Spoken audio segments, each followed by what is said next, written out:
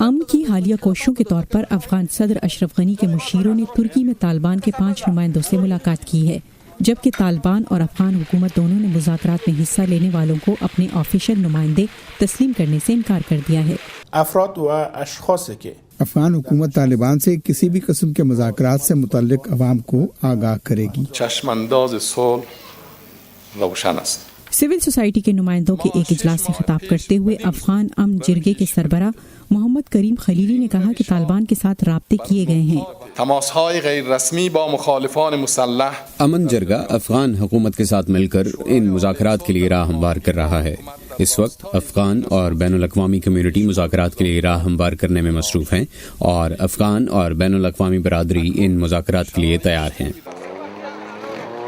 Opposition گروپوں کے ان نمائندوں نے اس سے پہلے پارلیمنٹیرین، سول سوسائٹی اور خواتین کے سرگرم کارکنوں سے کئی ایشیائی اور یورپی ملکوں میں ملاقات کی ہے، لیکن ان ملاقاتوں کا حالیہ جنگ اور بڑھتی ہوئی کشیدگی پر کوئی اثر نہیں پڑا۔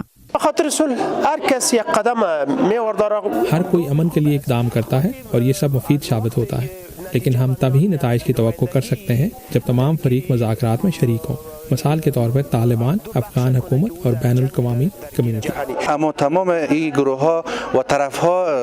تمام پارٹیز انکار کرتی ہیں کہ ان کا ان مذاکرات میں کوئی نمائندہ نہیں۔ اس سے پتہ چلتا ہے کہ امن مذاکرات کے لیے کوئی احترام نہیں، اس وجہ سے لوگ مذاکرات پر اعتماد کھو دیتے ہیں۔ افغانستان میں امن کے قیام سے متعلق مذاکرات کو کئی چیلنجز کا سامنا ہے، جس کے افغان 4 اشروں سے منتظر ہیں۔